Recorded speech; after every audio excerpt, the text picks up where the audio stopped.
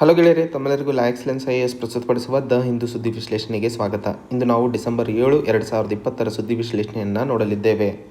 ಇಂದಿನ ಮೊದಲನೇ article, Madhya Pradesh ರೆಡೀಸ್ to treat 1 lakh mall ನರಿಷ್ಡ್ children. ಈ ಆರ್ಟಿಕಲ್ ನಾವು GS paper 2 issues related to poverty and ಹಂಗರಲ್ಲಿ ನಾವು ಉಪಯೋಗಿಸ್ಕೋಬಹುದು.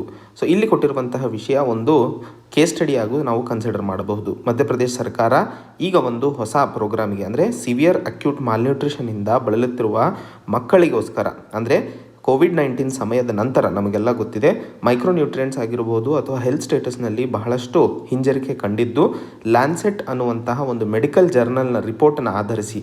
ಸೊ ಆ ಲ್ಯಾನ್ಸೆಟ್ ಮೆಡಿಕಲ್ ಜರ್ನಲ್ ಏನು ಹೇಳ್ತದೆ? ಮೊದಲನೇದು, 14.3% ಮಾಡ್ರೇಟ್ ಅಥವಾ ಸಿವಿಯರ್ ವೇಸ್ಟಿಂಗಿಂದಾಗಿ 5 ವರ್ಷಕ್ಕಿಂತ ಕಡಿಮೆ ಇರುವಂತಹ ಮಕ್ಕಳು ಕೋವಿಡ್-19 ನಂತರ ಬಹಳ ಹೊಡೆತ ತಿಂದಿದ್ದಾರೆ. ಮತ್ತು ಆ ಒಂದು ರಿಪೋರ್ಟ್ ಹೇಳ್ತಾ ಇರೋ ಹಾಗೆ ಚೈಲ್ಡ್ ಮಾರ್ಟಾಲಿಟಿ, ಅಂದರೆ ಮಕ್ಕಳ ಸಾವಿನಲ್ಲಿ ಪ್ರತಿ ತಿಂಗಳಿಗೆ 10,000 ಹೆಚ್ಚಾಗಿದೆ ಅನ್ನುವಂಥದ್ದು ಪ್ರಪಂಚದಾದ್ಯಂತ. ಸೊ ಈ ಒಂದು ರಿಪೋರ್ಟನ್ನು ಆಧರಿಸಿ ಮಧ್ಯಪ್ರದೇಶ ಸರ್ಕಾರ ಈಗ ಈ ಒಂದು ಕ್ರಮವನ್ನು ಕೈಗೊಳ್ತಾ ಇರುವಂಥದ್ದು. ಇದರ ಅಡಿಯಲ್ಲಿ ಡಿಸೆಂಬರ್ ಒಳಗಡೆ 1 ಲಕ್ಷ ಮಾಲ್ನರಿಷ್ಡ್ ಚಿಲ್ಡ್ರನ್ಗೆ ಐಡೆಂಟಿಫೈ ಮಾಡಿ ಅವರನ್ನು ಟ್ರೀಟ್ಮೆಂಟ್ ಕೊಡೋದಕ್ಕೆ ಮುಂದಾಗಿರುವಂಥದ್ದು. ಟ್ರೀಟ್ಮೆಂಟ್ಗೋಸ್ಕರ ಕಮ್ಯುನಿಟಿ ಲೆಡ್ ಎಫರ್ಟನ್ನು ಮುಂದೆ ಹಾಕ್ತಾ ಇರುವಂಥದ್ದು. ಅಂದರೆ ಕಮ್ಯುನಿಟಿಯ ಸಹಕಾರದೊಂದಿಗೆ ಈ ಒಂದು ಪ್ರೋಗ್ರಾಮನ್ನು integrated management of acute malnutrition ಅನ್ನುವಂತಹ ಕಾರ್ಯಕ್ರಮದ ಅಡಿಯಲ್ಲಿ ಕಮ್ಯುನಿಟಿ ಸಹಾಯದೊಂದಿಗೆ ಈ 1 ಲಕ್ಷ ಮಾಲ್ನರಿಷ್ಡ್ ಮಕ್ಕಳಿಗೆ ಸಹಾಯವನ್ನು ಚಾಚೋದಕ್ಕೆ ಮಧ್ಯಪ್ರದೇಶ ಸರ್ಕಾರ ಮುಂದಾಗಿರುವಂಥದ್ದು. ಇದರ ಅಡಿಯಲ್ಲಿ ಕಮ್ಯುನಿಟಿಯಲ್ಲಿ ಇರುವಂಥವರು ವಲ್ನರಬಲ್ ಚಿಲ್ಡ್ರನ್, ಯಾರ್ಯಾರು ಈ ಒಂದು ಅನೇಮಿಯಾದಿಂದ ಬಳಲ್ತಿರುವಂತಹ ಮಕ್ಕಳನ್ನು ಗುರುತಿಸಿ ಕಮ್ಯುನಿಟಿ ವೈಸ್ ಸೂಪರ್ ಫೀಡ್ ಮಾಡುವಂಥದ್ದು, ಮಾನಿಟರ್ ಮಾಡಿ ಅವರ ಹೆಲ್ತ್ ಸ್ಟೇಟಸನ್ನು ಅಪ್ಡೇಟ್ ಮಾಡ್ತಾ ಇರುವಂಥದ್ದು, ಮತ್ತು ತಾಯಿಯಂದರ ಒಂದು ಗ್ರೂಪನ್ನು ಮಾಡಿಬಿಟ್ಟು ಅವರು ಅಡಲಸೆಂಟ್ ಹೆಣ್ಣು ಮಕ್ಕಳನ್ನು ನೋಡ್ಕೊಳ್ಳೋದಕ್ಕೋಸ್ಕರ ಉಪಯೋಗಿಸ್ಕೊಳ್ಳುವಂಥದ್ದು. ಸೊ ಹೀಗೆ 3 ಹಂತಗಳಲ್ಲಿ ಕಮ್ಯುನಿಟಿಯ ಸಹಾಯದೊಂದಿಗೆ ಮಧ್ಯಪ್ರದೇಶ ಸರ್ಕಾರ ಅಲ್ಲಿನ ಮಕ್ಕಳು ಯಾರ್ಯಾರು ಮಾಲ್ನರಿಷ್ಮೆಂಟಿಂದ ಹೊಡೆದಾಡ್ತಾ ಇದ್ದಾರೋ ಅದಕ್ಕೆ ಸಹಾಯ ಹಸ್ತವನ್ನು ಚಾಚಲು ಮುಂದಾಗಿರುವಂತಹ ನಿಟ್ಟಿನಲ್ಲಿ ಈ ಒಂದು ಕೇಸ್ ಸ್ಟಡಿ ಯಾವ ರೀತಿಯಲ್ಲಿ ಸಕ್ಸಸ್ ಕಾಣಲಿದೆ ಅನ್ನುವಂಥದ್ದು ಮುಂದಿನ ದಿನಗಳಲ್ಲಿ ಕಾದು ನೋಡಬೇಕಾಗಿರುವಂಥದ್ದು. ಹಾಗೆ ಈ ಆರ್ಟಿಕಲ್ನಲ್ಲಿ ಅರ್ಥೈಸ್ಕೊಳ್ಳಬೇಕಾಗಿರುವಂತಹ ಇನ್ನೊಂದು ವಿಚಾರ, ಅನೇಮಿಯಾ ಅಂದರೆ ಏನು ಅಂತ ಹೇಳಿ. ಅನೇಮಿಯಾ ಅಂದರೆ ಮಕ್ಕಳಲ್ಲಿ ರೆಡ್ ಬ್ಲಡ್ ಸೆಲ್ಸ್ಗಳ ಕೌಂಟ್ ಏನಿರುತ್ತದೆ ಅದರಲ್ಲಿ ಆಗುವಂತಹ ಕಡಿಮೆ ಏನು ನಂಬರ್ಸ್ ಇದೆಯೋ ಅದನ್ನು ನಾವು ಅನೇಮಿಯಾ ಅಂತ ಕರಿತೀವಿ. ಈ ರೆಡ್ ಬ್ಲಡ್ ಸೆಲ್ಸ್ ಕಡಿಮೆ ಆಗೋದ್ರಿಂದ ಆಕ್ಸಿಜನ್ ಸಪ್ಲೈ ಆರ್ಗನ್ಸಿಗೆ ಏನು ಆಗಬೇಕಾಗಿರುತ್ತದೆಯೋ ಅದರಲ್ಲೂ ಸಹ ಕಡಿತವಾಗುವಂಥದ್ದು, ಅಂದರೆ ಕಡಿಮೆ ಆಗುವಂಥದ್ದು. ಇದರಿಂದಾಗಿ ಯಾವ ಸಿಂಪ್ಟಮ್ಸ್ಗಳು ನಾವು ಮಕ್ಕಳಲ್ಲಿ ಕಾಣ್ತೀವಿ? ಡಿಸಿನೆಸ್ ಅಂದರೆ ತಲೆ ಸುತ್ತುವಂಥದ್ದು, ಲೈಟ್ ಹೆಡೆಡ್ ಆಗುವಂಥದ್ದು, ಉಸಿರಾಟದ ತೊಂದರೆ ಆಗುವಂಥದ್ದು, ಹಾರ್ಟ್ ಬೀಟ್ ಜಾಸ್ತಿ ಆಗುವಂಥದ್ದು. ಸೊ ಇವೆಲ್ಲವೂ ತೊಂದರೆಗಳು ನಾವು ಅನೇಮಿಯಾದಿಂದ ಬಳಲ್ತಾ ಇರುವ ಮಕ್ಕಳಲ್ಲಿ ಕಾಣ್ತೀವಿ. ಸೊ ಈ ಒಂದು ಮಾಲ್ನರಿಷ್ಮೆಂಟಿಂದಾಗಿ ಹೆಚ್ಚಿನ ಮಕ್ಕಳಲ್ಲಿ ಅನೇಮಿಯಾ ರೋಗವನ್ನು ನಾವು ಕಾಣಲು ಸಾಧ್ಯತೆಗಳಾಗೋದ್ರಿಂದ ಮಧ್ಯಪ್ರದೇಶ ಸರ್ಕಾರದ ಈ ಒಂದು ಕೇಸ್ ಸ್ಟಡಿ ಹೇಗೆ ಮುಂಸಾಗಲಿದೆ ನೋಡಬೇಕಾಗಿದೆ. ಮುಂದಿನ article, Meghalaya village turns and oasis in coal mine district. So ಇಲ್ಲಿ ನಾವು ಮುಲಾಯಮ್ ಲಿಯಾಂಗ್ ಅನ್ನುವಂತಹ ಒಂದು ಹಳ್ಳಿಯ ಬಗ್ಗೆ ಈಸ್ಟ್ ಜಾಂತಿಯಾ ಡಿಸ್ಟ್ರಿಕ್ಟ್ನಲ್ಲಿ ಇರುವಂತಹ ಪ್ರದೇಶದ ಬಗ್ಗೆ ಮಾತಾಡಲಿದ್ದೇವೆ.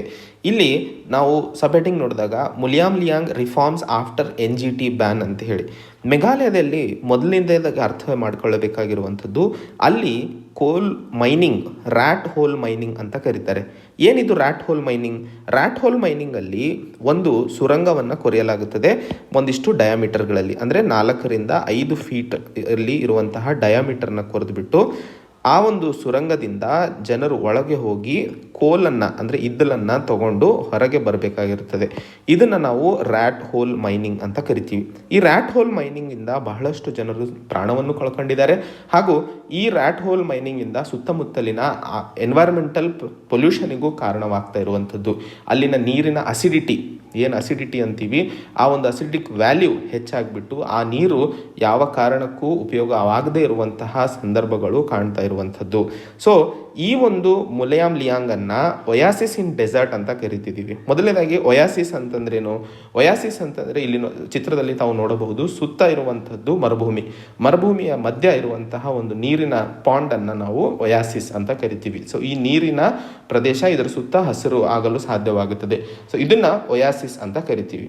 ಈಗ ಈ ಒಂದು ಈಸ್ಟ್ ಜಾಂತಿಯಾ ಡಿಸ್ಟ್ರಿಕ್ಟ್ನಲ್ಲಿ ಮುಲಾಯಮ್ ಲಿಯಾಂಗ್ ಅನ್ನುವಂತಹ ಹಳ್ಳಿ ಸುತ್ತ ಇರುವಂತಹ ಕೋಲ್ ಮೈನಿಂಗ್ಸ್ಗಳನ್ನು ಕಂಪೇರ್ ಮಾಡ್ಕೊಂಡ್ರೆ ಈ ಒಂದು ಹಳ್ಳಿ ಎವಾಲ್ವ್ ಆಗಲು ಸಾಧ್ಯವಾಗಿದೆ.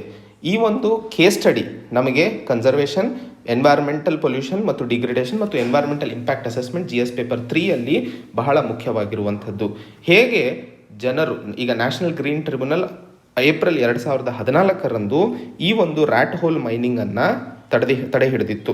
ತದನಂತರ ಮುಲಿಯಾಂಲಿಯಾಂಗ್ ಅನ್ನುವಂತಹ ಹಳ್ಳಿ ಹೇಗೆ ಬದಲಾಗಿ ಇವತ್ತು ಜನರು ಅಲ್ಲಿ ಖುಷಿಯಾಗಿ ಸ್ವಚ್ಛವಾದ ಗಾಳಿಯನ್ನು ತಗೊಳ್ಳಲು ಸಾಧ್ಯವಾಗುತ್ತಿದೆ ಅನ್ನುವಂತಹ ಉದಾಹರಣೆ ಈ ಆರ್ಟಿಕಲಲ್ಲಿ ನಾವು ನೋಡಬಹುದು. ಜನರ ಮತ್ತು ಡಿಸ್ಟ್ರಿಕ್ಟ್ ಅಡ್ಮಿನಿಸ್ಟ್ರೇಷನ್ ಇಬ್ಬರು ಕೈ ಜೋಡಿಸಿರೋದ್ರಿಂದ ಇವತ್ತು ಮುಲಿಯಾಂಲಿಯಾಂಗ್ ಅನ್ನುವಂತಹ ಒಂದು ಹಳ್ಳಿ ಇಡೀ ದೇಶಕ್ಕೆ ಮಾದರಿಯಾಗಿ ನಿಂತಿರುವಂಥದ್ದು ಇಲ್ಲಿ ಅರ್ಥೈಸಿಕೊಳ್ಳಬೇಕಾಗಿರುವಂಥದ್ದು. ಹಾಗೆ ಎಥಿಕ್ಸ್ ಸೆಕ್ಷನಲ್ಲೂ ಸಹ ಇದು ನಮಗೆ ಬಹಳ ಇಂಪಾರ್ಟೆಂಟ್ ಆಗಿರುವಂತಹ ಕೇಸ್ ಸ್ಟಡಿ ಆಗಿರುತ್ತದೆ. ಸೊ ಈ ಕೇಸ್ ಸ್ಟಡಿಯನ್ನು ನಾವು ಎಥಿಕ್ಸಲ್ಲಿ, SIಯಲ್ಲಿ ಮತ್ತು ಎನ್ವೈರ್ಮೆಂಟಿಗೆ ಸಂಬಂಧಿಸಿದಂತಹ ಎನ್ವೈರ್ಮೆಂಟಲ್ ಪೊಲ್ಯೂಷನ್ ಅಥವಾ ಮೈನಿಂಗಿಂದ ಆಗುವಂತಹ ಪ್ರಾಬ್ಲಮ್ಸ್ಗಳನ್ನು ಹೇಗೆ ಹೊಡೆದಾಡಲು ಸಾಧ್ಯವಿದೆ ಅನ್ನುವಂಥದ್ದಕ್ಕೆ ಇದು ಸಹಕಾರಿಯಾಗಲಿದೆ. ಮುಂದಿನ article, a mirage sold as panacea for the unorganised sector. So ಮೊದಲನೇದಾಗಿ ಹೆಡ್ಡಿಂಗ್ ಅರ್ಥ ಮಾಡ್ಕೊಳ್ಳೋಣ. ಮಿರೇಜ್ ಅಂತಂದ್ರೇನು? ಆಪ್ಟಿಕಲ್ ಇಲ್ಯೂಷನ್ ಅಂತ ಹೇಳಿ ನಾವು ಬೇಸಿಕ್ ಸೈನ್ಸಲ್ಲಿ ಓದಿರ್ತೀವಿ. ಆಪ್ಟಿಕಲ್ ಇಲ್ಯೂಷನ್ ಅಂದ್ರೇನು? ಈಗ ರೋಡಲ್ಲಿ ಬಹಳ ಬಿಸಿಲಿದ್ದಾಗ ದೂರದಲ್ಲಿ ನೀರು ಕಾಣುವಂಥದ್ದು, ಅದನ್ನು ಮಿರೇಜ್ ಅಂತ ಕರಿತೀವಿ. ಹಾಗೆ ಪನಾಕಿಯಾ ಅಂತಂದ್ರೇನು? ಯಾವುದೇ ಒಂದು ಸಮಸ್ಯೆಗೆ ಸೊಲ್ಯೂಷನ್ ಅಂತ ಕಂಡುಹಿಡಿಯುವಂಥದ್ದು. ಸೊ ಇಲ್ಲಿ ಅನ್ಆರ್ಗನೈಸ್ಡ್ ಸೆಕ್ಟರಲ್ಲಿ ಇರುವಂತಹ ತೊಂದರೆಗಳಿಗೆ ಈ ಒಂದು ಲೇಬರ್ ಕೋಡ್ಸು ಸೊಲ್ಯೂಷನ್ ಅಂತ ಹೇಳ್ತಾ ಇರುವಂಥದ್ದು ಒಂದು ಮಿರೇಜ್ ಇದ್ದ ಹಾಗೆ ಅನ್ನುವಂತಹದ್ದನ್ನು ಇಲ್ಲಿ ಲೇಖಕರು ಹೇಳ್ತಾ ಇರುವಂಥದ್ದು. ಇಲ್ಲಿ ನಾವು ತಿಳ್ಕೊಳ್ಳುವಂತಹ ಮಾಹಿತಿ GS paper 3 Indian economy growth, development and ಎಂಪ್ಲಾಯ್ಮೆಂಟಿಗೆ ಸಹಕಾರಿಯಾಗಲಿದೆ. ಇಲ್ಲಿ ಲೇಬರ್ ಮಿನಿಸ್ಟರ್ ಅವರು ಹೇಳಿರುವಂತಹ ಒಂದು ಇಂಟರ್ವ್ಯೂನಲ್ಲಿ ಈ 4 ಲೇಬರ್ ಕೋಡ್ಸ್ ಅಥವಾ ಲೇಬರ್ ಬಿಲ್ಸ್ಗಳನ್ನು ಏನು ಕೇಂದ್ರ ಸರ್ಕಾರ ಜಾರಿಗೆ ತರ್ತಾ ಇದೆ, ಇದರಿಂದಾಗಿ ಎಂಪ್ಲಾಯ್ಮೆಂಟ್ ಹೆಚ್ಚಿಸಲಿದೆ, ಅಂದರೆ ಉದ್ಯೋಗಾವಕಾಶಗಳು, ಹಾಗೂ ಕೆಲಸದವರ ರೈಟ್ಸ್ಗಳಲ್ಲಿ ಅವರಿಗೆ ಇನ್ನೂ ಸಶಕ್ತವಾಗಲು ಸಹಕಾರಿ ಆಗಲಿದೆ ಅನ್ನುವಂಥದ್ದು. ಹಾಗೆ ಈ ಲೇಬರ್ ಕೋಡ್ಸ್ಗಳಿಂದಾಗಿ 2 ಮುಖ್ಯವಾದ ಕ್ರಮಗಳನ್ನು ಸರ್ಕಾರ ಮುಂದಾಗಲಿದೆ ಅನ್ನುವಂಥದ್ದು. ಮೊದಲನೇದು ರೈಟ್ ಟು ಮಿನಿಮಮ್ ವೇಜ್, ಇದನ್ನು ಯೂನಿವರ್ಸಲೈಸೇಷನ್ ಮಾಡ್ತೀವಿ.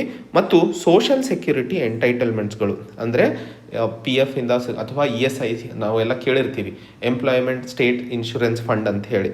ಸೊ ಈ ಎಂಪ್ಲಾಯೀಸ್ ಸ್ಟೇಟ್ ಇನ್ಶೂರೆನ್ಸಿಂದಾಗಿ ಎಷ್ಟರ ಮಟ್ಟಿಗೆ ಲೇಬರ್ಸಿಗೆ ಸಹಕಾರಿಯಾಗ್ತಾ ಇದೆ ಅನ್ನುವಂಥದ್ದು ನೋಡಬೇಕಾಗಿರುವಂಥದ್ದು. ಸೊ ಕೇಂದ್ರ ಸರ್ಕಾರದ ಲೇಬರ್ ಮಿನಿಸ್ಟರ್ ಅವರು ಹೇಳ್ತಾ ಇರುವ ಹಾಗೆ ಮಿನಿಮಮ್ ವೇಜಸ್, ಯೂನಿವರ್ಸಲೈಸೇಷನ್ ಮತ್ತು ಸೋಷಲ್ ಸೆಕ್ಯೂರಿಟಿ ಎಂಟೈಟಲ್ಮೆಂಟ್ಸ್ಗಳು ಎಲ್ಲ ವರ್ಕರ್ಸಿಗೆ ಸಿಗಲು ಈ 4 ಕೋಡ್ ಬಿಲ್ಸ್ಗಳು ಬಹಳ ಇಂಪಾರ್ಟೆಂಟ್ ಆಗಿವೆ ಅನ್ನುವಂತಹ ಮಾತನ್ನು ಈ ಆರ್ಟಿಕಲ್ನಲ್ಲಿ ನಾವು ಸಂಕ್ಷಿಪ್ತವಾದ ವಿವರಣೆಯನ್ನು ನೋಡಲಿದ್ದೇವೆ. ಸೊ ಮೊದಲನೇದಾಗಿ ಯೂನಿವರ್ಸಲ್ ಸೋಷಲ್ ಸೆಕ್ಯೂರಿಟಿ ಅಂತ ಹೇಳ್ತಾ ಇದ್ದೀವಿ. ಯೂನಿವರ್ಸಲ್ ಸೋಷಲ್ ಸೆಕ್ಯೂರಿಟಿ ಅಲ್ಲಿ ಎಂಪ್ಲಾಯಿ ಸ್ಟೇಟ್ ಇನ್ಶೂರೆನ್ಸ್ ಮತ್ತು ಪ್ರಾವಿಡೆಂಟ್ ಫಂಡ್ಗಳು ಏನಿದಾವೋ ಇದು ಬರೀ ಫಾರ್ಮಲ್ ವರ್ಕರ್ಸಿಗೆ ಇರುವಂಥದ್ದು. ಫಾರ್ಮಲ್ ವರ್ಕರ್ಸ್ ಅಂದ್ರೇನು? ಯಾವ ಸಂಸ್ಥೆಯಲ್ಲಿ 10 ಎಂಪ್ಲಾಯೀಸ್ಗಿನ ಜಾಸ್ತಿ ಜನ ಇರ್ತಾರೋ ಅಲ್ಲಿ ಫಾರ್ಮಲ್ ಎಂಪ್ಲಾಯೀಸ್ ಅಂತ ಕರಿತೀವಿ. ಆದರೆ ದೇಶದ 80% ಕೆಲಸಗಾರರು ಇನ್ಫಾರ್ಮಲ್ ಸೆಕ್ಟರಲ್ಲಿ ಇರುವಂಥವರು. ಸೊ ಈ ಇನ್ಫಾರ್ಮಲ್ ಸೆಕ್ಟರ್ ಅವರಂತರೂ ಆಟೋಮೆಟಿಕಲಿ ESI ಇಂದ ಹೊರಗೆ ಹೋಗೇ ಬಿಟ್ರು. ಅವರಿಗಂತರೂ ಈ ಕೋಡ್ಸ್ಗಳಿಂದ ಯಾವುದೇ ಲಾಭ ಆಗೋದಿಲ್ಲ ಅನ್ನುವಂಥದ್ದನ್ನು ನೋಡ್ತಾ ಇದ್ದೀವಿ.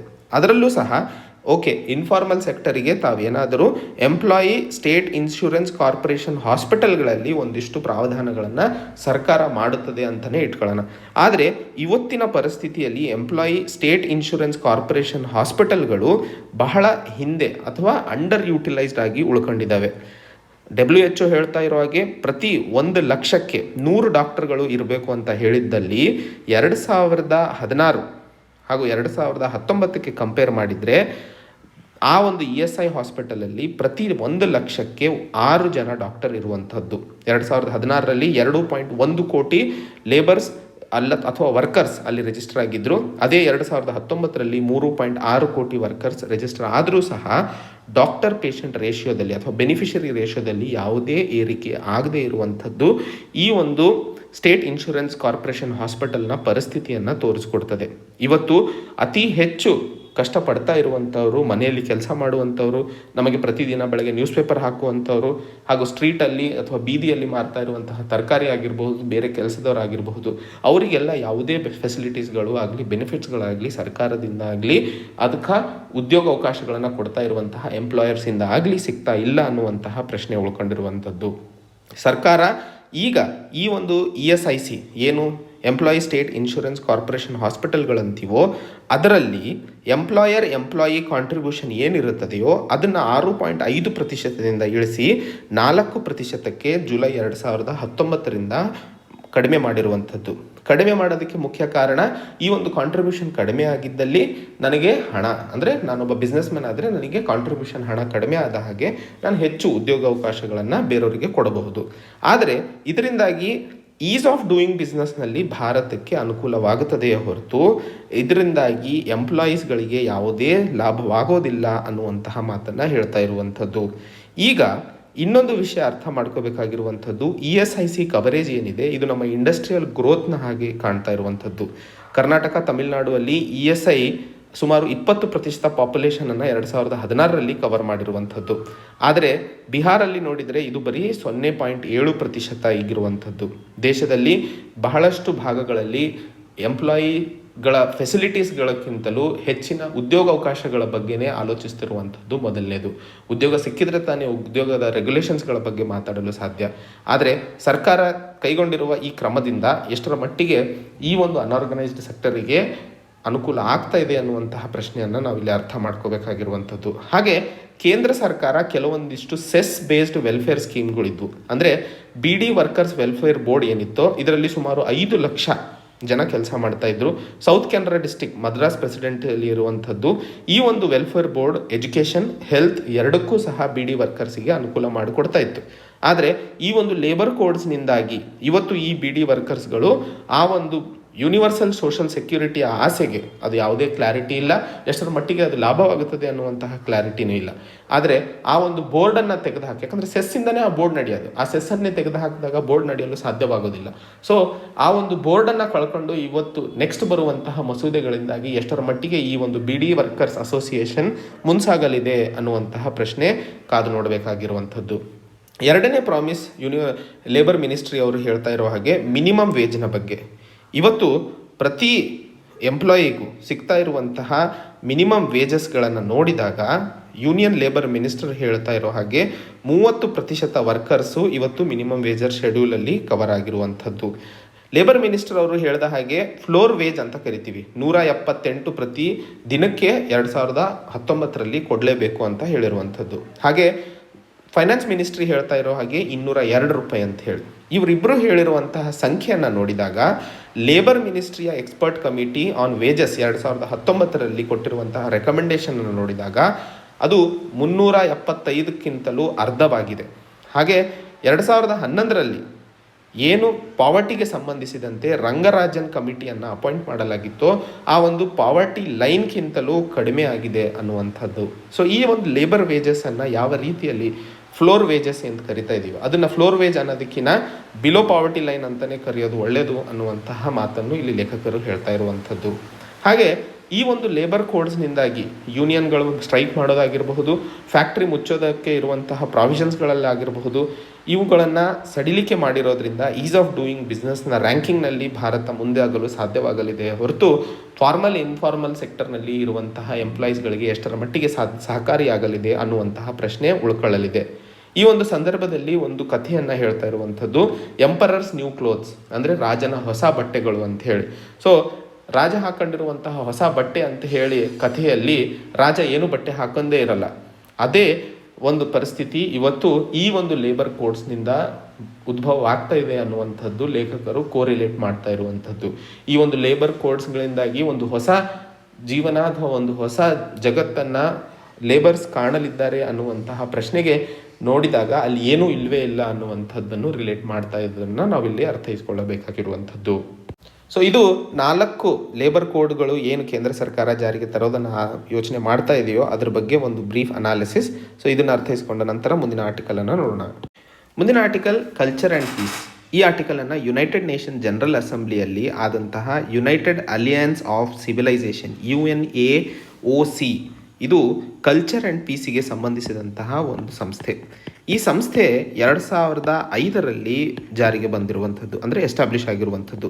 ಇದರ ಮುಖ್ಯ ಉದ್ದೇಶ ಪ್ರಪಂಚದಲ್ಲಿ ಇರುವಂತಹ ಈ ಪೋಲರೈಸೇಷನನ್ನು ಸಾಮಾಜಿಕವಾಗಿ ಅಂದರೆ ಸೊಸೈಟಿಗಳ ಮಧ್ಯೆ ಹಾಗೂ ಕಲ್ಚರಲಿ ಸೊಸೈಟಿಯಲ್ಲಿ ಮತ್ತು ಕಲ್ಚರಲ್ಲಿ ಪೋಲರೈಸೇಷನನ್ನು ತಡೆ ಹಿಡಿದು ಏನಾದರೂ ಗ್ಯಾಪ್ಸ್ ಇದ್ದಲ್ಲಿ ಅದಕ್ಕೆ ಬ್ರಿಡ್ಜ್ ಕಟ್ಟಿ ಡಿಫ್ರೆನ್ಸಸ್ಗಳನ್ನು ಕಡಿಮೆ ಮಾಡುವಂಥದ್ದು ಉದ್ದೇಶದೊಂದಿಗೆ ಈ ಒಂದು United nation alliance of civilization on the culture of piece ಅನ್ನುವಂತಹ ಸಂಸ್ಥೆಯನ್ನು ಜಾರಿಗೆ ತರಲಾಗಿತ್ತು.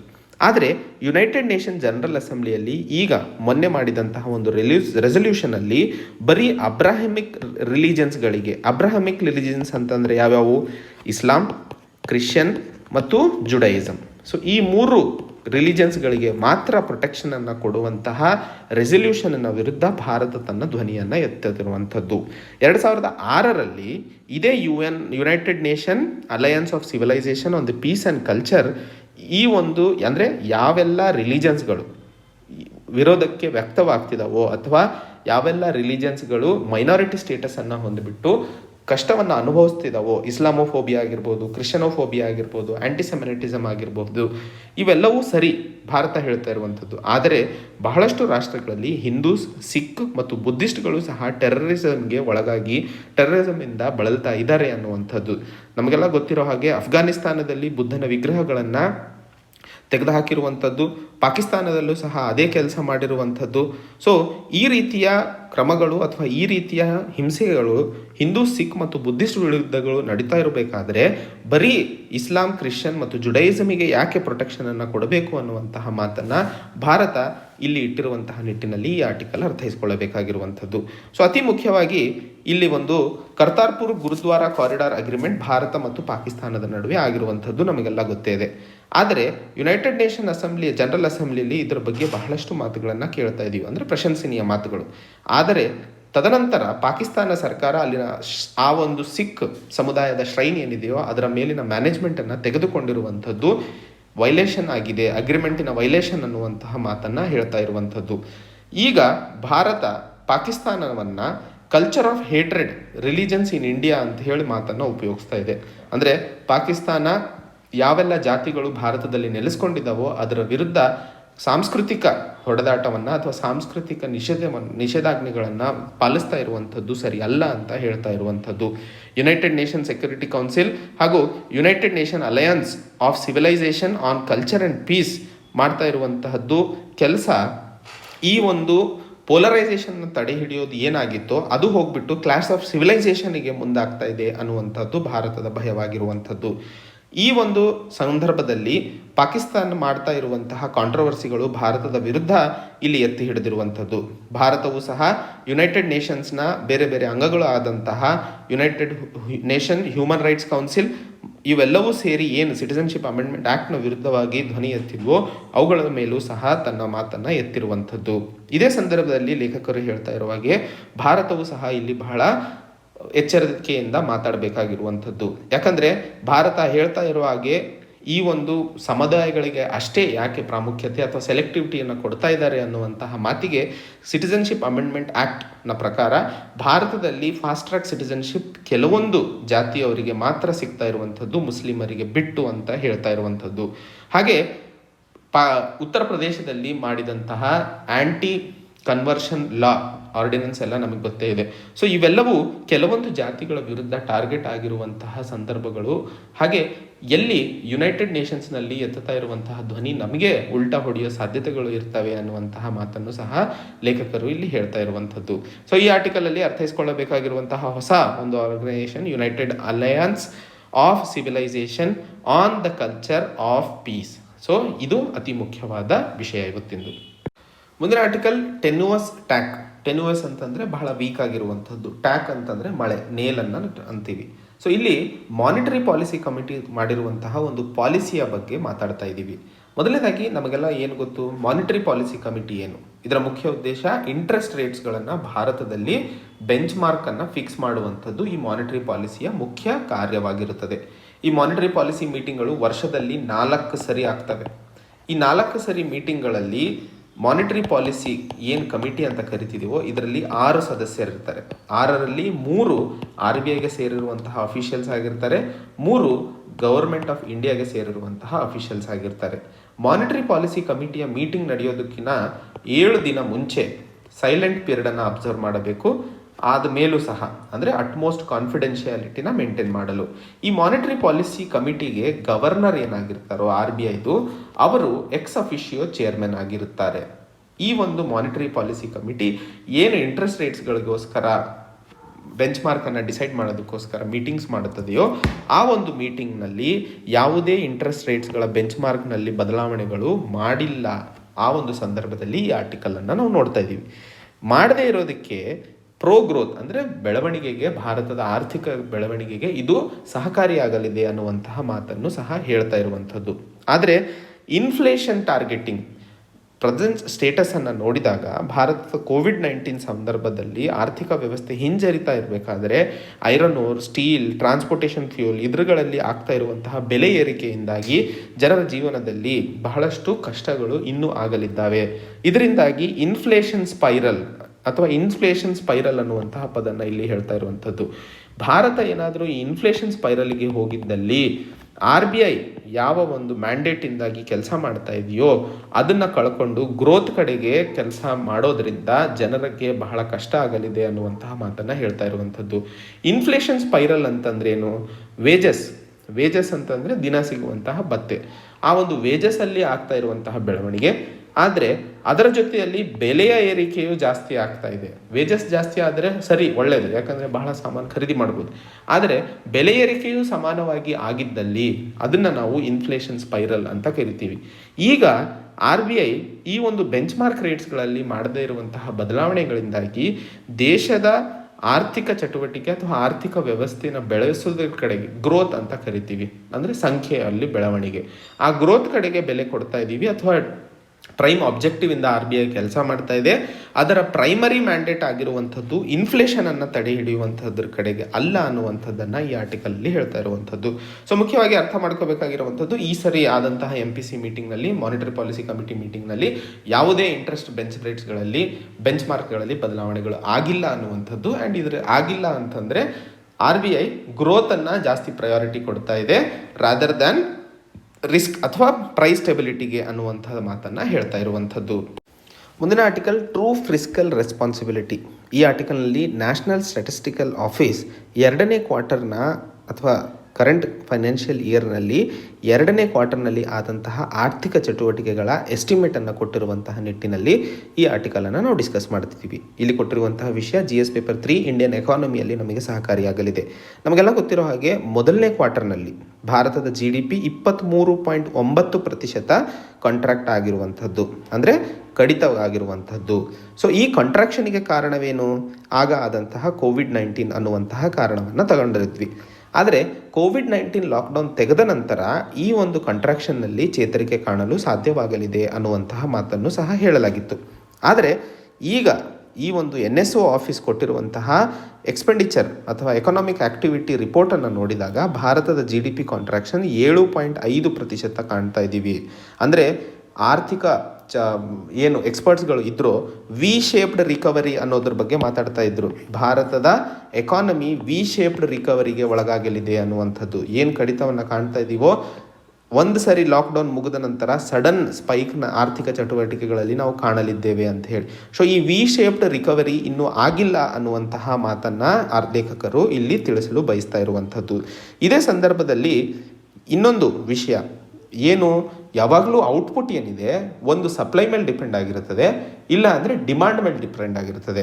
ಸದ್ಯಕ್ಕೆ COVID-19ನಲ್ಲಿ ಸಪ್ಲೈಯನ್ನು ಹೆಚ್ಚಿಗೆ ಇಟ್ಟುಬಿಟ್ಟು ಡಿಮಾಂಡ್ ಇಲ್ಲದೇ ಇದ್ದರೂ ಪ್ರೊಡಕ್ಷನ್ ಆ್ಯಕ್ಟಿವಿಟಿನ ಮುಂದಿಡಲು ಪ್ರಯತ್ನಗಳು ನಡೀತಾ ಇದ್ದು.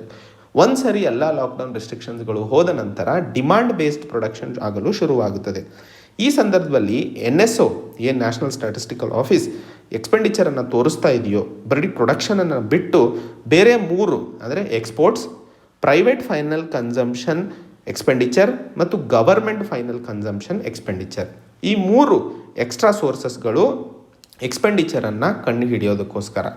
ಇಲ್ಲಿ ವಿ ಶೇಪ್ಡ್ ರಿಕವರಿ ಯಾಕೆ ಆಗಿಲ್ಲ ಅಥವಾ ಯಾಕೆ ಇನ್ನೂ ಆಗಿಲ್ಲ ಅನ್ನೋದಕ್ಕೆ ಇಲ್ಲಿ ಪ್ರೂಫನ್ನು ನೋಡಬಹುದು. ಭಾರತದ ಗವರ್ಮೆಂಟ್ ಫೈನಲ್ ಕನ್ಸಂಪ್ಷನ್ ಎಕ್ಸ್ಪೆಂಡಿಚರ್ ಏನಿದೆ ಅದರಲ್ಲಿ ಮಾಡಿರುವಂತಹ ಕಡಿತದಿಂದಾಗಿ ಇವತ್ತು ನಾವು 7.5% GDPಯನ್ನು ಕಾಣ್ತಿರುವಂಥದ್ದು. ಏನಾದರೂ ಗವರ್ಮೆಂಟ್ ಫೈನಲ್ ಕನ್ಸಂಪ್ಷನ್ ಎಕ್ಸ್ಪೆಂಡಿಚರ್. ಯಾಕೆ ಗವರ್ಮೆಂಟ್ ಫೈನಲ್ ಕನ್ಸಂಪ್ಷನ್ ಎಕ್ಸ್ಪೆಂಡಿಚರ್ ಅನ್ನುವಂತಹ ಪದ ಉಪಯೋಗಿಸ್ತಾ ಇದ್ದೀವಿ ಅಂತಂದರೆ, ನಮಗೆಲ್ಲ ಗೊತ್ತು ಪಬ್ಲಿಕ್ ಸೆಕ್ಟರ್ ಬಗ್ಗೆ. ಪಬ್ಲಿಕ್ ಸೆಕ್ಟರ್ನಲ್ಲಿ ಸರ್ಕಾರದ ಹೂಡಿಕೆ ಅಥವಾ ಶೇರ್ ಜಾಸ್ತಿ ಇರುತ್ತದೆ. ಪಬ್ಲಿಕ್ ಸೆಕ್ಟರ್ ಯಾಕೆ ರಚಿಸ್ತಾರೆ ಅಂದರೆ, ಆರ್ಥಿಕ ವಹಿವಾಟುಗಳಲ್ಲಿ ಯಾವತ್ತಾದರೂ ಪ್ರೈವೇಟ್ ಸೆಕ್ಟರ್ ಕೈ ಕೊಟ್ಟಾಗ ಪಬ್ಲಿಕ್ ಸೆಕ್ಟರ್ ಅದನ್ನು ಶಾಕನ್ನು ಅಬ್ಸರ್ವ್ ಮಾಡಿಕೊಂಡು ಆರ್ಥಿಕ ಚಟುವಟಿಕೆಗಳನ್ನು ಸ್ಟೆಬಿಲೈಸ್ ಮಾಡೋದಕ್ಕೋಸ್ಕರ.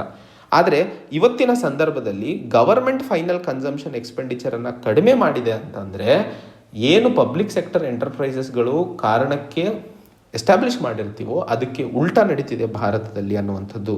ಏನಾದರೂ ಗೌರ್ಮೆಂಟ್ ಫೈನಲ್ ಕನ್ಸಂಪ್ಷನ್ ಎಕ್ಸ್ಪೆಂಡಿಚರ್ ಮೊದಲಿಗೆ ಇದ್ದಂತಹ ಕ್ವಾರ್ಟರ್ನಲ್ಲೇ ಇದ್ದಿದ್ದರೆ ಇವತ್ತು ಕಾಣ್ತಾ ಇರುವಂತಹ GDP ಕಾಂಟ್ರಾಕ್ಷನ್ ಏನು 7.5% ನೋಡ್ತಾ ಇದ್ದೀವೋ ಅದು -4.1% ಹೋಗ್ತಿತ್ತು. ಅಂದರೆ ಇವತ್ತು ಮಾಡ್ತಾ ಇರುವಂತಹ ಎಸ್ಟಿಮೇಟ್ಗಿನ ಅರ್ಧದಷ್ಟು ಕಡಿಮೆ ಆಗ್ತಾ ಇತ್ತು. ಸೊ COVID-19 ಆದ ನಂತರ ಸರ್ಕಾರದ ರೆಸ್ಪಾನ್ಸಿಬಿಲಿಟಿ ಇನ್ನೂ ಜಾಸ್ತಿ ಇದೆ ಆರ್ಥಿಕ ಚೇತರಿಕೆ ಅಥವಾ ಆರ್ಥಿಕ ವಹಿವಾಟನ್ನು ಮತ್ತೆ ಸಾಮಾನ್ಯ ಸ್ಥಿತಿಗೆ ತರಲು. ಈ ಸಂದರ್ಭದಲ್ಲಿ ಗೌರ್ಮೆಂಟ್ ತನ್ನ ಎಕ್ಸ್ಪೆಂಡಿಚರನ್ನು ಕಡಿಮೆ ಮಾಡುವಂಥದ್ದು ಎಷ್ಟರ ಮಟ್ಟಿಗೆ ಸರಿ ಅನ್ನುವಂಥದ್ದು ಲೇಖಕರ ಇಲ್ಲಿ ಅಭಿಪ್ರಾಯವಾಗಿರುವಂಥದ್ದು. ಸೊ ಅಡ್ವೈಸರಿ ಮತ್ತು ಎಕ್ಸ್ಪರ್ಟ್ಸ್ಗಳು ಹೇಳ್ತಾ ಇರೋ ಹಾಗೆ ಈ ರೀತಿಯ ಕ್ರಮಗಳಿಂದಾಗಿ ಆರ್ಥಿಕ ಚಟುವಟಿಕೆಗಳು ಡಿಸ್ಟೆಬಿಲೈಸ್ ಆಗುವಂತಹ ಸಂದರ್ಭಗಳನ್ನು ನಾವು ನೋಡಲು ಸಾಧ್ಯವಾಗುತ್ತದೆ. ಹಾಗೆ ಈ ಒಂದು ನೆಗೆಟಿವ್ ಕಾನ್ಸಿಕ್ವೆನ್ಸಸನ್ನು ತಡೆ ಹಿಡಿಬೇಕು ಅಂತಂದಿದ್ದಲ್ಲಿ ಸರ್ಕಾರ ಫಿಸ್ಕಲ್ ರೆಸ್ಪಾನ್ಸಿಬಿಲಿಟಿಯನ್ನು ಸೀರಿಯಸ್ ಆಗಿ ತಗೊಂಡು ಎಕ್ಸ್ಪೆಂಡಿಚರನ್ನು ಹೆಚ್ಚು ಮಾಡುವ ಅವಶ್ಯಕತೆಗಳು ಇದೆ ಅನ್ನುವಂಥದ್ದನ್ನು ಇಲ್ಲಿ ಅರ್ಥೈಸಿಕೊಳ್ಳಬೇಕಾಗಿರುವಂಥದ್ದು. ಸೊ ಇದು ಇವತ್ತಿನ ಸುದ್ದಿ ವಿಶ್ಲೇಷಣೆಗಳೇ. ಮತ್ತೆ ಹೊಸ ಸಂಚಿಕೆಯೊಂದಿಗೆ ಭೇಟಿಯಾಗೋಣ. ಅಲ್ಲಿಯವರೆಗೆ ಜೈ ಹಿಂದ್, ಜೈ ಕರ್ನಾಟಕ.